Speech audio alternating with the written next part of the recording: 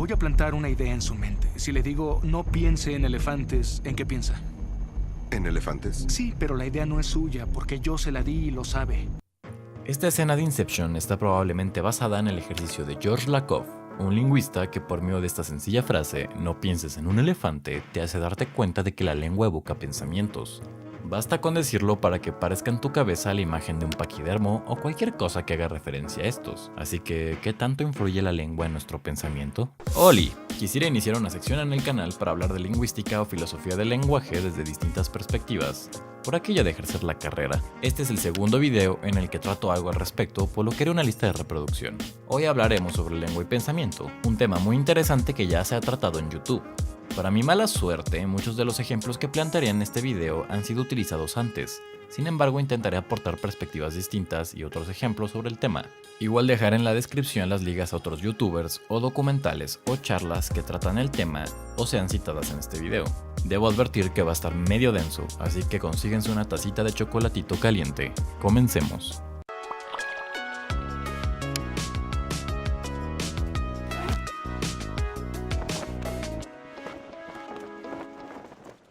El lenguaje es algo que tenemos en la cabeza, un gran sistema con múltiples niveles interactuando al mismo tiempo, como los pisos de la Torre de Babel. Sería imposible considerar uno solo de sus aspectos sin remitirnos a otros, pues existe una importante unión entre cada uno, es decir, la estructura, el significado, los sonidos u otros. Una de las formas más comunes para acercarnos al tema del pensamiento es preguntándonos cómo la lengua nos permite evocar significados sobre las cosas del mundo o cómo llegamos a etiquetar el mundo. Así que dejemos por un momento los demás elementos de la torre aparte para entrar por este lado. Desde inicios de la teoría lingüística con Platón hasta la llegada del padre de todos los lingüistas, Saussure, hubo una intensa discusión sobre cómo la lengua está mediada por nuestro pensamiento. Es decir, decían los socráticos que las cosas no tienen nombre por sí solas, ya que si tuvieran nombre por sí mismas, todos las llamaríamos de la misma manera. Pero resulta que a cada lengua le encanta usar una forma distinta. Además, no nombramos a las cosas en sí mismas, más bien nombramos a una imagen mental que tenemos sobre estas. Me explico. Pondré un ejemplo con manzanitas. Sí, las manzanas son buenas. En el mundo existe la cosa. Así pues, nosotros tenemos la necesidad de nombrarla para poder comunicarnos acerca de ella. Por lo que no importa si se trata de esta, o esa, o esta. Para efectos prácticos, todas son lo mismo en nuestra cabeza. ¿Recuerdan sus clases de español? Este es un caso un tanto exagerado de campo semántico, en el que los objetos pueden ser asociados a un mismo significado o a significados afines. Tenemos, primeramente, las cosas en el mundo, luego una imagen mental abstracta que nos permite encontrar en todas algo en común, es decir, el significado, o sea, las manzanas son redondas de ciertos colores y con hojitas. Y a este significado que formamos en nuestra cabeza es al que en el español decidimos otorgarle la palabra o el lenguaje científicoide, el signo lingüístico o significante manzana.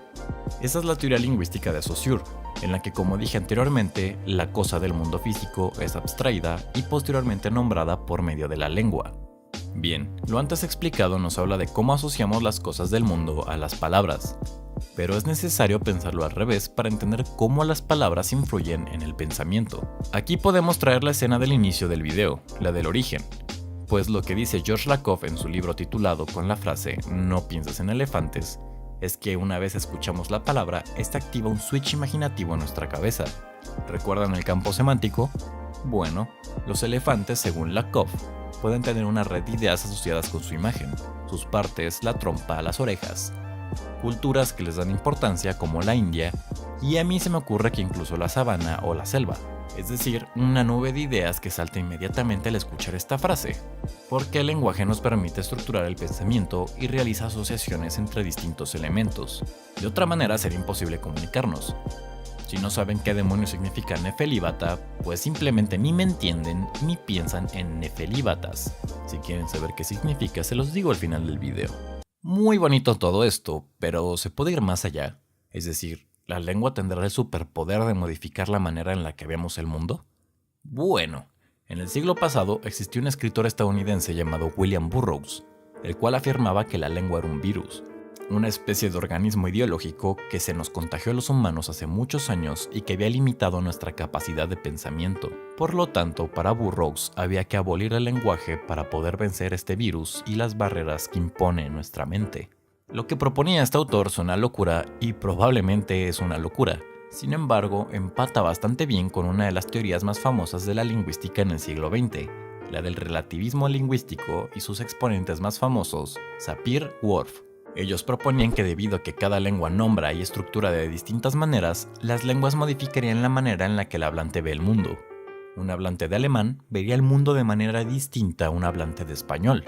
Una lengua que no tuviese cómo nombrar el color verde no lo vería porque estaría en su campo semántico de lo azul.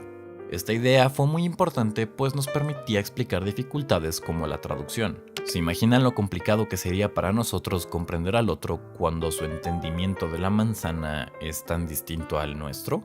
La tesis de Sapir-Whorf fue posteriormente desacreditada, aunque hoy en día, como dice Arnoldo en su video, o sea este men, ha tomado nuevas formas gracias a investigadores como Lera Boroditsky, pues las lenguas sí tienen distintas maneras de organizar la información, y de alguna manera sí cambian la experiencia del hablante frente al mundo, aunque posiblemente no tan radicalmente como propone esta teoría en sus inicios. Una película que ejemplifica bien esto, y que también menciona Arnoldo, por cierto se van a comer un spoiler pero es necesario, es La Llegada, del 2016, en la que la comprensión de una lengua completamente distinta a la humana cambia la comprensión del tiempo mismo. La protagonista empieza a ver el futuro cuando logra entender esta lengua. Ok, aquí empezamos a desviarnos un poco, pues lo que ocurre en La Llegada no tiene que ver necesariamente con el significado, que es de lo que hemos estado hablando, sino con la estructura de la lengua, es decir, la gramática. Así que traigamos el piso de la torre que nos interesa. Bien, La Llegada puede ser comparada al ejemplo que utiliza Lera Boroditsky en la charla de TED, cómo la lengua moldea nuestra forma de pensar, en la que explica que hay lenguas que entienden el tiempo de manera horizontal como el español, cuyo futuro está enfrente, y otras de manera vertical como el mandarín, cuyo futuro es algo que cae. O me viene a la mente casos de lenguas como el japonés, cuyo futuro verbal es igual al presente. Si se fijan, ya no tiene que ver con cómo denominamos a las manzanitas, sino con cómo se organiza la lengua en estructuras, como oraciones, clasificaciones abstractas o la posibilidad de declinación, como es la verbal, con los tiempos en presente, pasado y futuro, etc. Así pues, en la película, la lengua extraterrestre cambia la experiencia humana frente al tiempo, así como según Sapir cambiará la manera de ver los colores. Aquí el tiempo deja de ser lineal y empieza a saltar cuando la traductora logra entender la estructura de la lengua. Como pueden ver aquí, la cosa ya está más complicada. Estamos hablando de estructuras, no significados, que modificarían nuestra manera de entender el mundo, inclusive nuestra experiencia frente al tiempo, pero eso es ciencia ficción.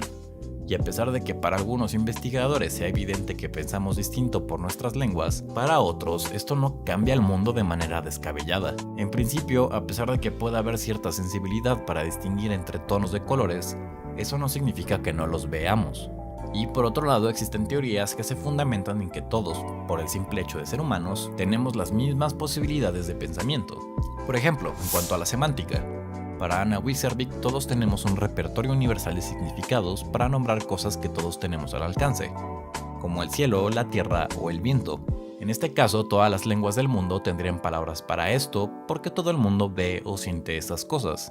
Y en cuanto a la estructura o la gramática, está Noam Chomsky, quien dice que todos compartimos las mismas posibilidades para estructurar el lenguaje, es decir, puede que no todos tengamos el mismo orden, pero sí los mismos componentes como sujetos o verbos. Las posibilidades son limitadas. E incluso él explica esto con un ejemplo muy ad hoc con la película de La Llegada. Si un extraterrestre viniera a la Tierra, vería todas las lenguas humanas como distintos dialectos de una sola lengua.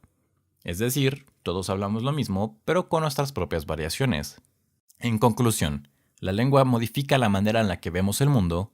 Sí, porque nos hace estructurar la información de manera distinta, genera distintas redes entre los significados o entre sus propias formas, pero muy probablemente esta no sea una limitante tan grande como podría pensarse. Lo importante es que existe la diversidad de pensamiento y de lenguas, y que sí parece haber una relación entre ambos, pero también que sin importar qué hablemos, podemos encontrar formas de traducirnos y comunicarnos, porque hay vínculos en común. Y hasta aquí el video de esta semana. ¿Les agradó este tipo de contenido? Continuaremos en otros videos con esta serie sobre lengua. Posteriormente hablaré de otras cositas más particulares, pero tenía ganas de empezar por aquí. Síganme en Twitter, úchenle a la Campa News y les deseo un buen día. Por cierto, Nefelibata se utiliza para nombrar a una persona soñadora. Chido one.